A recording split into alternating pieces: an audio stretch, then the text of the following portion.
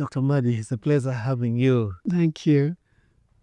As a medical doctor, business consultant, and former executive director, Uganda Investment Authority, and chair of several boards, public and private.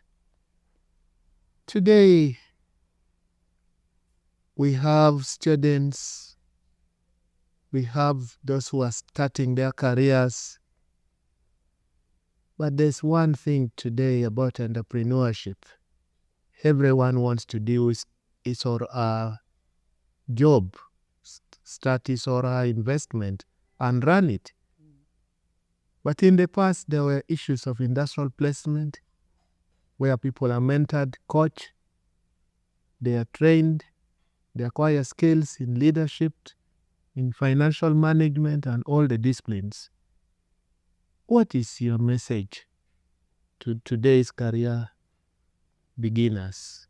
Yes, it is unfortunate or fortunate, I don't know how to look at it, that the numbers are so big. Yes, we have more companies. Yes, we have, the UNIDOs and the UN organizations, the World Bank. We have people like that.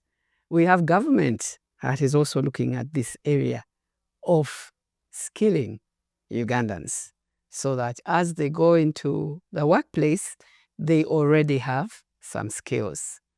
As a young person, I want to encourage you, get your education.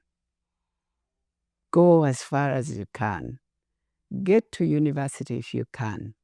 I realize often it's the financial problem that one is not able to. But if you can, if you have relatives who can support you, do get as much education as possible.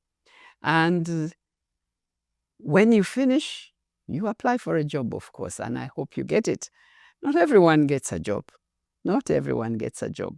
So, but if you are lucky and you get one, please don't be that lazy person that we have employed. I employ people.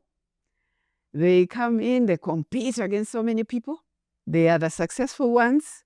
Then they arrive at 10 a.m. every day. They do not do their work. They never smile. And yet you are at reception. And your job is to welcome people. But there you are looking very gloomy. You don't help one another. So I want to encourage you. If you get an opportunity to get a job, so many people do not get jobs. You will be the lucky one. Be very, very good at your job. Learn if it requires more learning. Learn. You can seek skills. There are skills everywhere. They're part-time, they're small, vocational colleges. There are so many areas.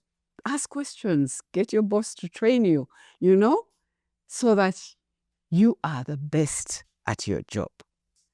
And then begin to save because you are hoping to start another hustle. You can't just have the one hustle. Gayaza girls call it a hustle. You need to have more income generating activities than that one job. So begin to think, first of all, what is it that you like? What is it you're good at? Where are the opportunities? Search for them. They're everywhere. Uganda Investment Authority can help you. Look at them. They have a large profile of projects that you can look at and maybe choose one. So what would you like to do?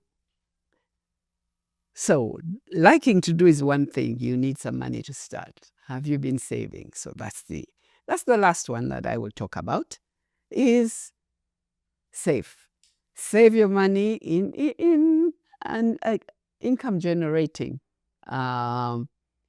bank or, where you do get some return on your investment, on your savings so that they are growing every time. And then every month, try and save something.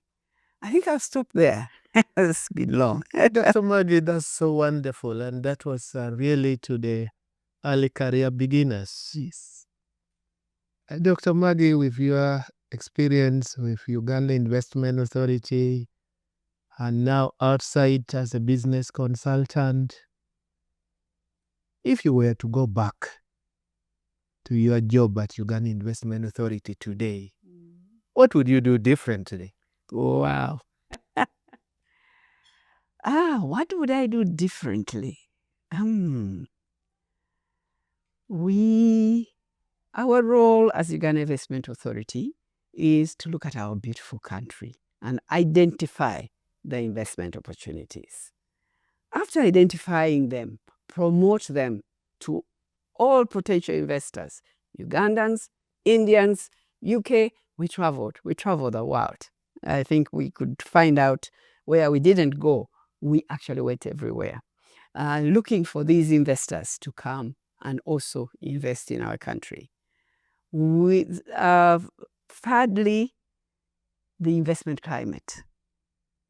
Our role was to try to improve the investment climate. So for the investment climate, what do investors need? They need clarity. The laws and regulations must be clear and easy to implement and known by government. Because if you meet a government official who doesn't know the law, they'll say the land law, which is very complicated, doesn't know the land law, you as an investor are in trouble. So make sure that we as a country, we work with our institutions, the land office, the tax body, all those institutions, Uganda, even human rights, in the body for human rights, the parliament. Does parliament welcome investors? We of course had people who would come and say, yes, I don't like Indians. Why are you bringing Indians? An Indian is going to employ 400 Ugandans. Why do you worry whether he's an Indian or whatever? But it would happen. It would happen. So work with the Uganda government to be welcoming. And they really did become very welcoming. And they did make it easier. We license, the licenses are clear. How much you have to pay is clear, so that there's no room for corruption. And so we did manage to do that, work with all our partners, and there are very many. I know I am a little bit forgetful now, but national water is important. Uganda Electricity Board is important to an investor. All those bodies in the government of Uganda, the RDC in the local area where this person is going, the LC, all those are important and they are part of the Uganda government. So land is such a big problem. That was another one that took us time, and it's still a problem to date. As you can hear, so many problems are still associated with land ownership in Uganda. So for the investor, industrial parks became a solution. But not everybody is a manufacturer. Somebody wants to build a hotel on the beach. Whose land is it? Never very clear. That's the owner, the judge is the owner, that kind of thing. It's very, very difficult for investors. So we need to clarify that, make it easier.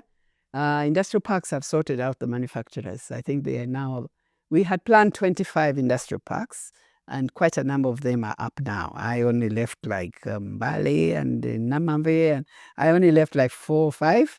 Now I hear they're up to 20, so I'm really happy with the UIA that has managed to implement all these parks. Wonderful. We are having extended conversation with Dr. Maggie Kigozi, former Executive Director of Uganda Investment Authority, a business consultant, and a medical doctor by training. I think you keep forgetting I'm an entrepreneur. And How can you? A farmer. A farmer. Yes. I'm saying she needs no introduction. Dr. Maggie. Yes. Linking industry to universities.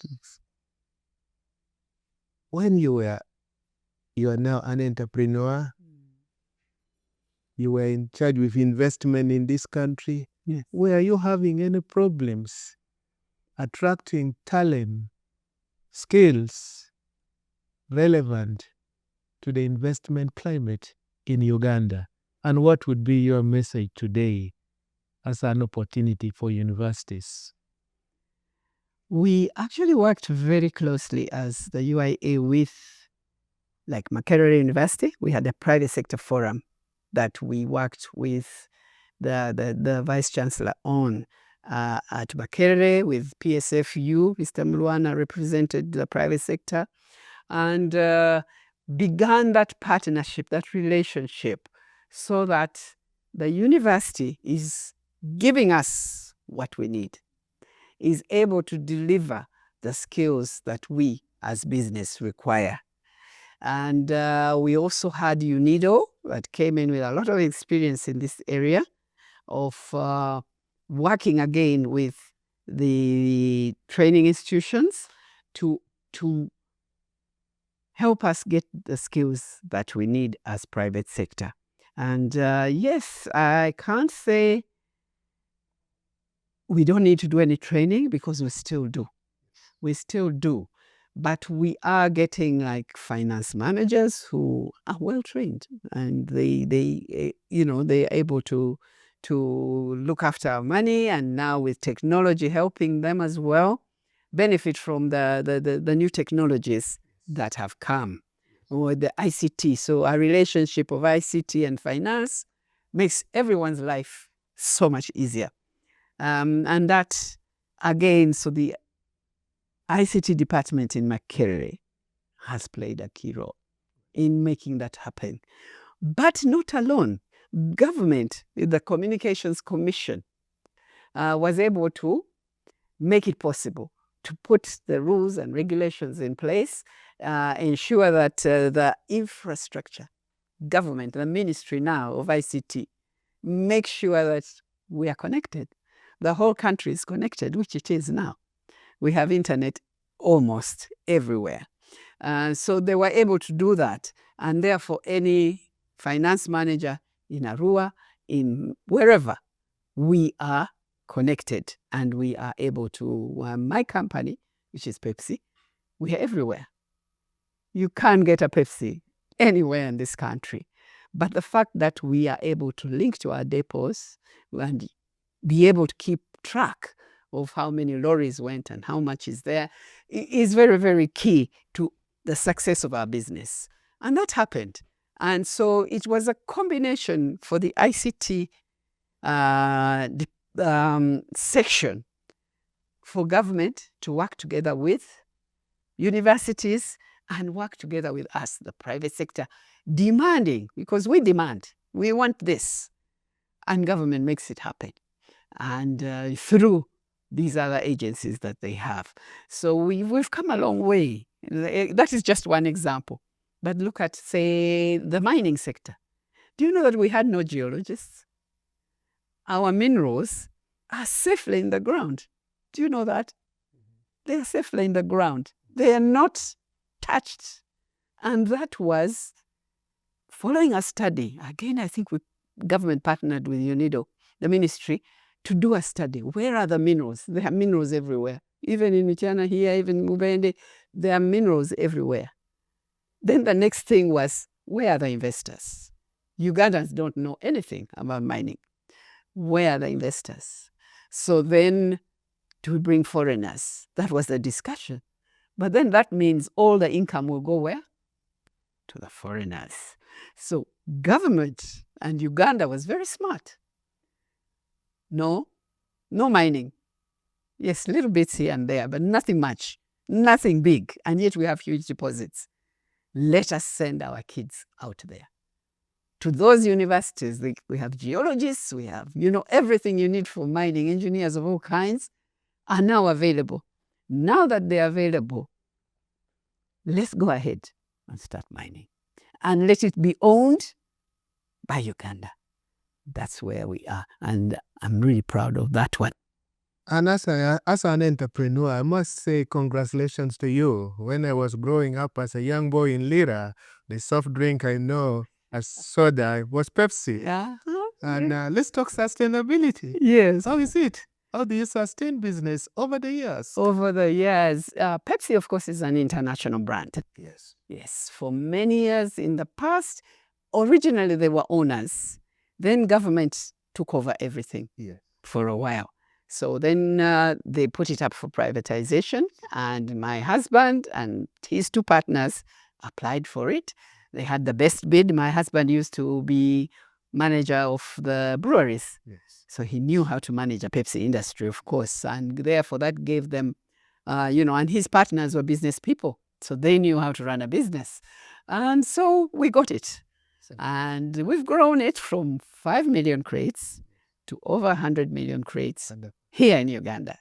We have a factory in Kawawa, which expanded and expanded until there was no more space. Yes. Then we went to Entebbe Road, where now we have much more space and we are expanding exponentially. But we've also taken over Pepsi in Kenya. Yes. Taken over Pepsi in Kenya. So business is, yes, we're running business. It's not easy.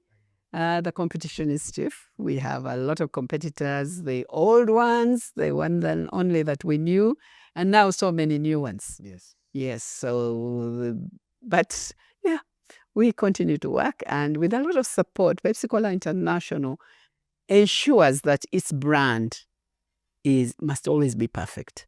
And that is very good for us, yes. Thank you. I know you sit on boards, you manage boards. From Uganda's perspective today, what do you consider the key risk? Especially now when we're talking of cash flow and emergency fund practices. Yes. Now, of course, the biggest risk, the one that scares all board members more than anything else, is corruption. It's even robbery. Money in the bank. Is it possible it can disappear?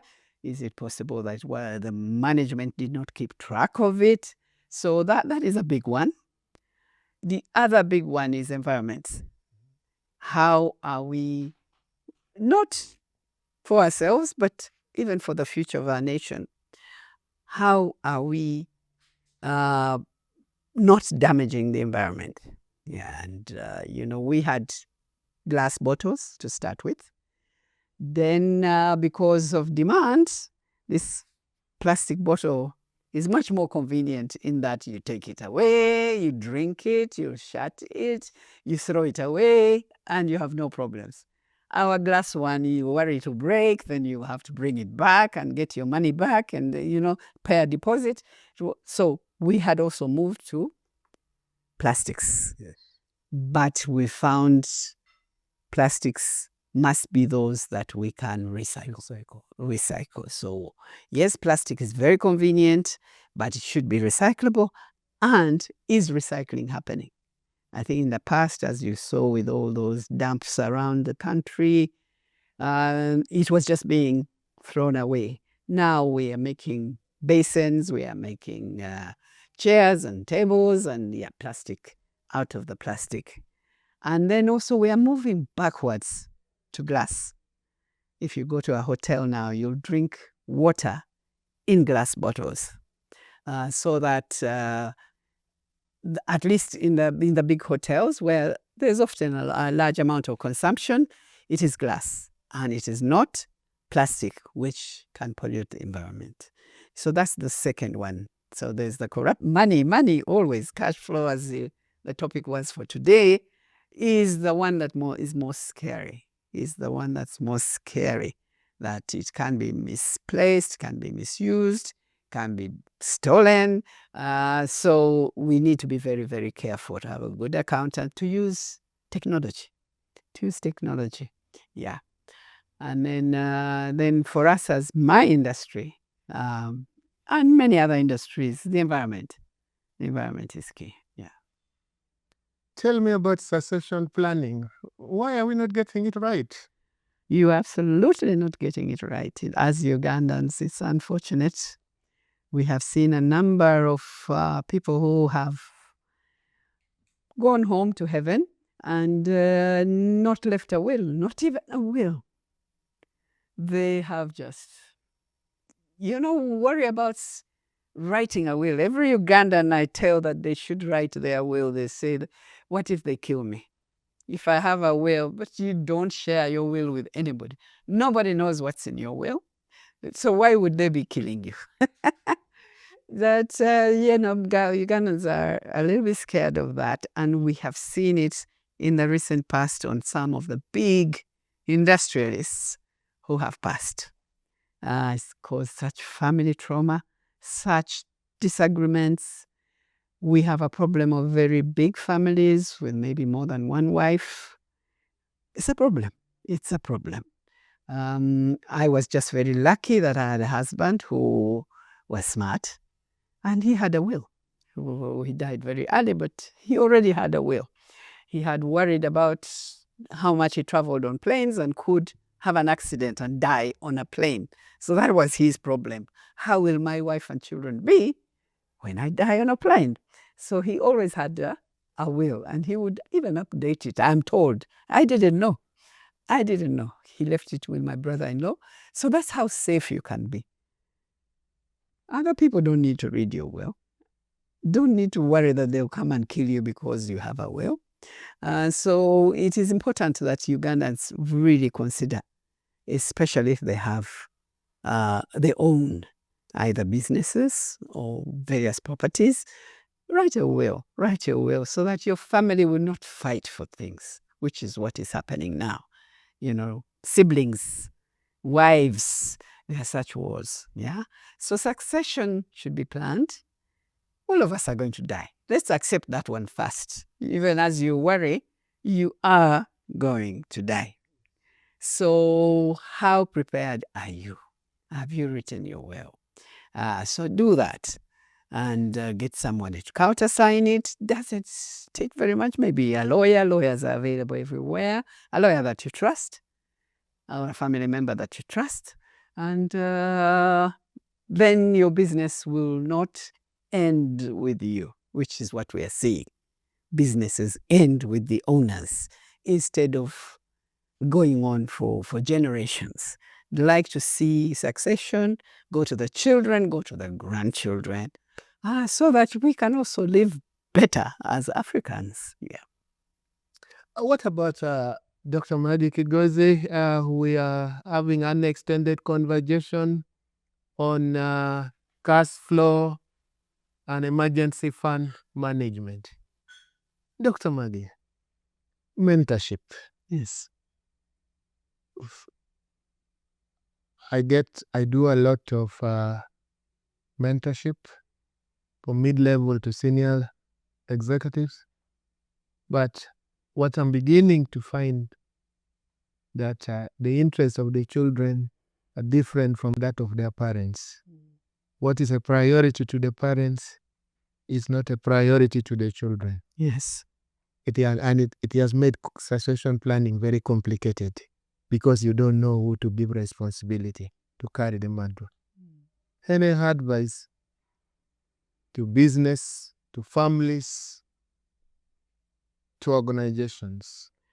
I want to disagree with you about any disinterest in money.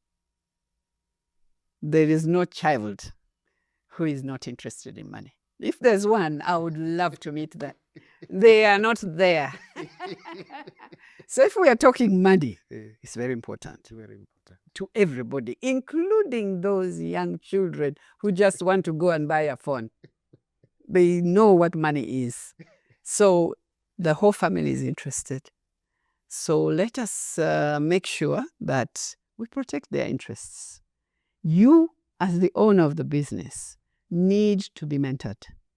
You are the one who needs to know the best way to do this. And that's why we attend sessions like this. We attend others, there are succession sessions that specifically on succession that are being done.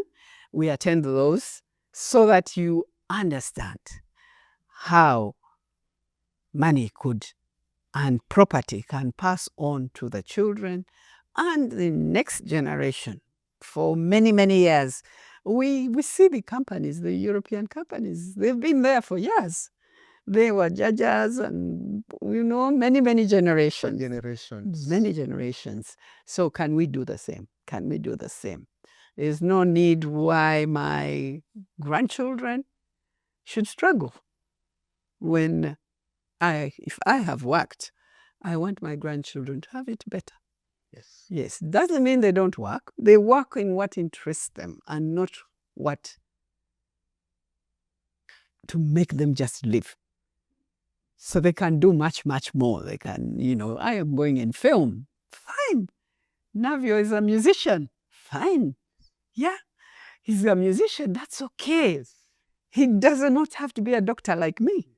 You know how our parents used to put pressure on us. Not necessary. So he will be able to do his music, and that's fine. And at the same time, he's part of the business. He is, yeah. So succession is important, and I think it's for all families.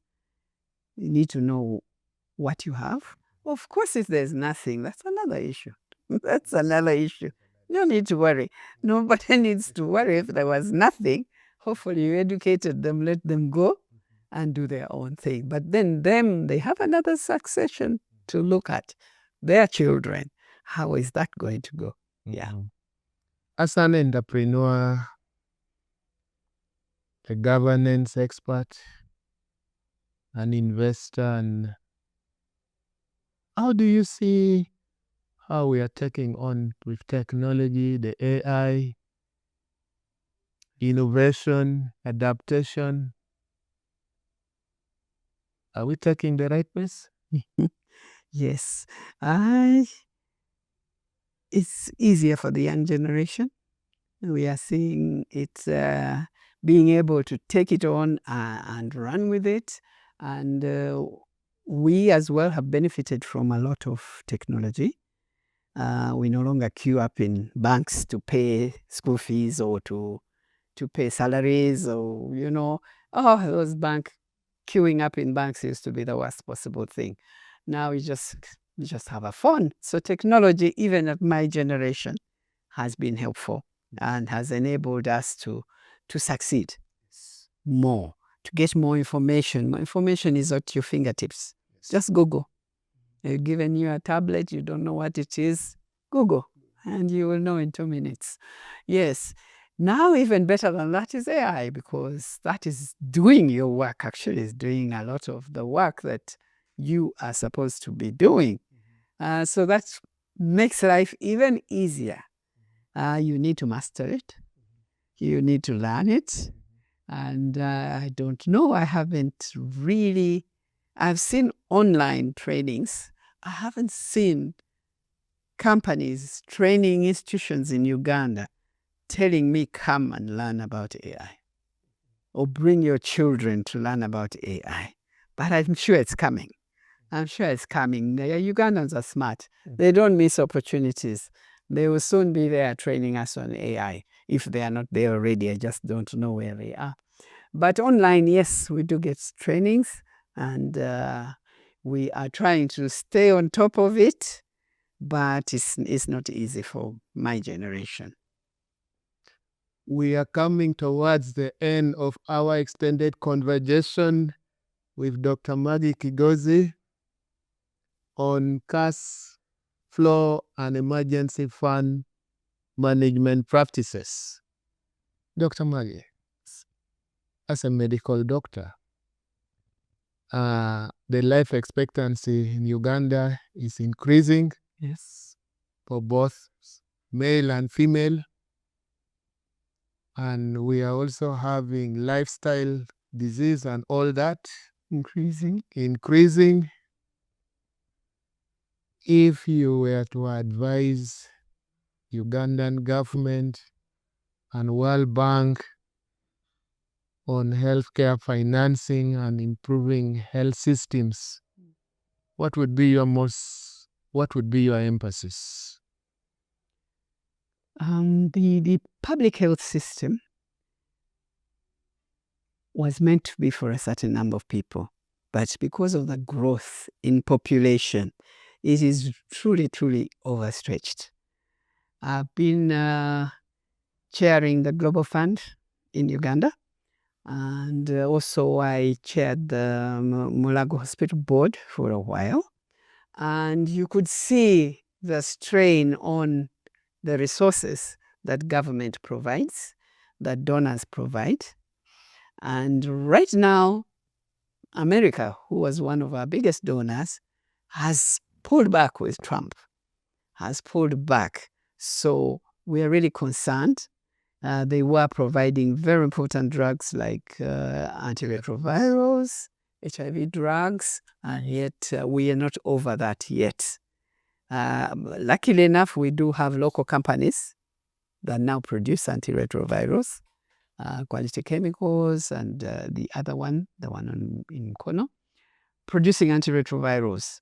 So maybe we will be able to cover the gap, but it is terribly important. Our patients with HIV, when I was a doctor, I was practicing, I was running the clinic in Parliament. My patients were dying and I had no answer. I had absolutely no answer. They were dying of HIV AIDS. There was nothing. We had no medicine that we could give them. So now with antiretrovirals, they are living normally for years, for long. If they're given it properly and they're taking it properly, they do live for very, very well, normally. Yes, which is fantastic for us. And also, we may not be able to spread it so much. So that is a problem. We have young girls, young boys who are getting the disease. How do we stop that? That is a challenge that we still need to work on to keep them safe. But so health is a huge one that needs more money, the hospitals have been renovated. They're beautiful. I think the Ministry of Finance, finance provided the money, I think. Yeah. But the Ministry of Health has been able to work on all the major hospitals. Yeah. They are renovated, they are painted, they are clean, they have equipment, but the patients are way, way too many. We have a great cancer institute, actually the best in Africa is here, and the best doctors are here. But too many patients again, and no backup. You have the institute where they are supposed to get medicine, and they are supposed to be able to sleep somewhere, not in the institute. But they can't go home to Gulu, for example, in order to come back for another injection in 3 weeks. So they stay. And the whole place is chaotic because of that. But as Uganda, we're trying to manage this population, which is really big. And I think we should look at more planning. You cannot educate 10 children. You can't even educate, to send them all to Makerere with your salary. Yeah. How? Not even if they are 5. So let us plan our families. 2 children, 3, enough. Maybe Ugandans will agree to do that. At the moment, not.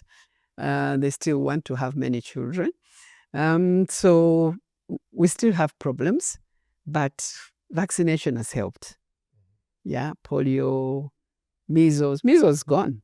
We don't have measles anymore. It used to be a terrible disease that would kill people. Kill children, mainly children. But so still a lot to be done, but I think we've made good progress. We have too many doctors are here. We can't afford to employ all of them because the private sector also started training medical doctors, and government was training medical doctors. So we have way too many, and that's causing problems. But I'm sure that all this will be sorted out. I am always hopeful that it will be sorted, and they will all get jobs. The need for them is there. It's the money that's maybe not there. Yes. So that's where we are in the medical practice.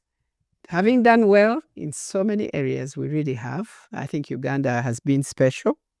Our medical professionals have done very, very well in many sectors. Right now, oversubscribed by having a very high population and too many patients. Our extended conversation with Dr. Maggie Kigozi on cash flow and emergency fund practices is coming to an end. The 18th edition of Finance Management Series. Dr. Maggie Kigozi, we are in the middle of election season. Yes. 2026, 2031. And we have 8 presidential candidates. Yes. All male, no female. No female. Unfortunately. I know you're a member of the discussion room and all that. Yes. There's no better moment than this, given an opportunity like this.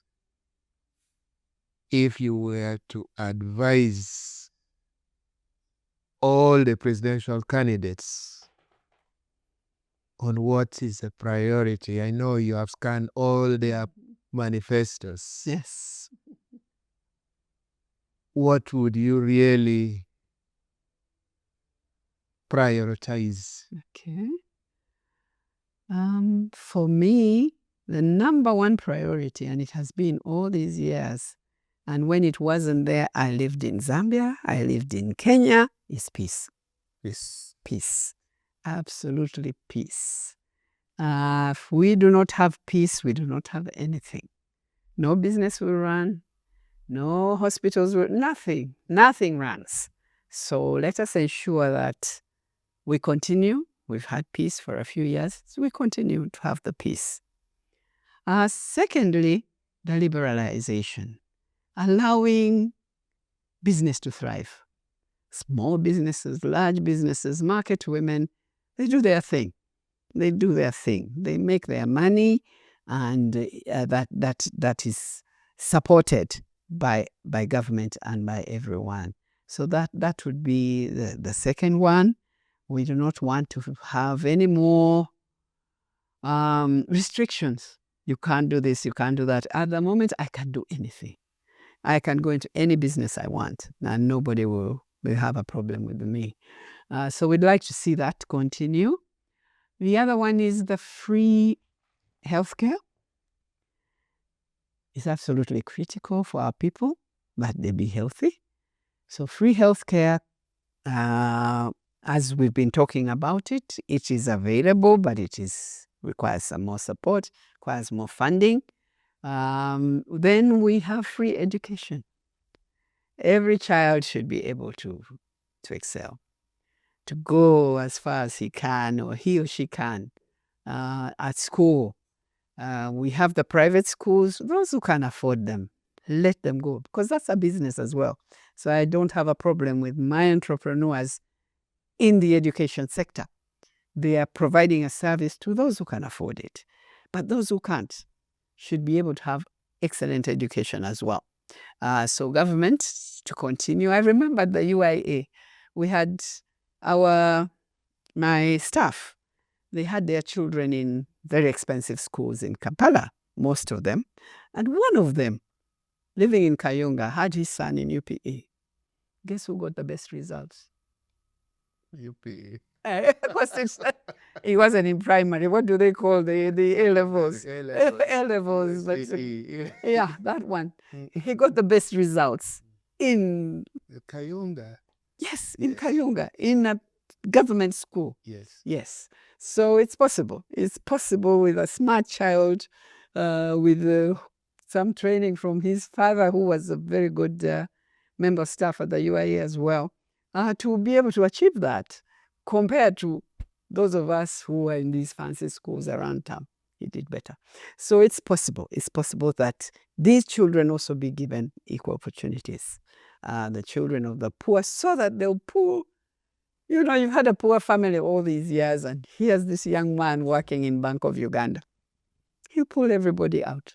So that's what we want to see for the future.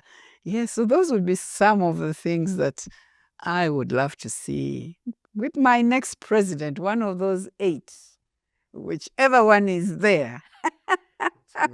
Whichever one of you wins, we want to have, maybe just to repeat very quickly, we want to peace, absolute peace. Let us work, let us learn, let us be comfortable, let us grow our food, so peace. Then Liberalize economy. Let business grow, let's attract even more investors. Let us grow. And the next one, Free healthcare. Free healthcare for everyone. Free education. Free education and for everyone. And no child should stay home because there's no school fees. What is that one? That's unfair. And usually my girls tend to suffer from that more than the boys. Let's send the boys to school. The girls, we need them to peel at home, to grow the matoke and whatever. No, let's send the girls to school. So I hope presidents are listening to me. That is what I want to see. Ladies and gentlemen, we have come to the end of the extended session, Financial Matters by Dr. Maggie Kigozi and Dr. Charles Balgare. Let's join hands and clap for the panelists. Thank you. They have brought it all. You can continue to watch on YouTube. You can share, you can discuss, and let the conversation continue. From me to you, Dr. Robinson Isaac Ogwang. Goodbye and God bless.